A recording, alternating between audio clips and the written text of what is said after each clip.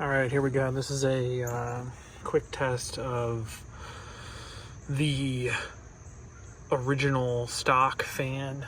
So we got 252,000 miles on that little bad boy there, that little clutchy clutch. It's not doing too great.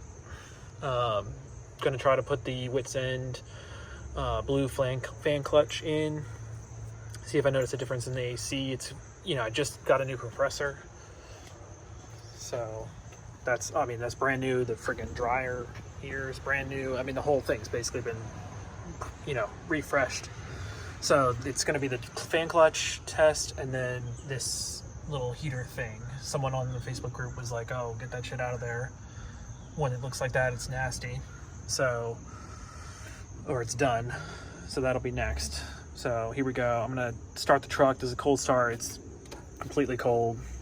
Just want to hear like the difference once I put the new one on. See, hear the roar or whatever. See if I notice that.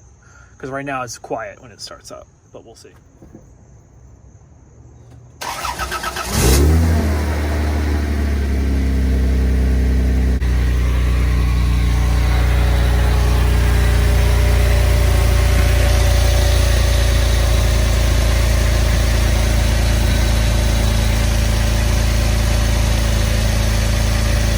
Okay, so that fan is going, but as you saw in the video,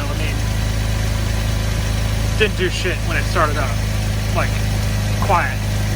Barely any sound at all. And it's not really even pulling any air in at all.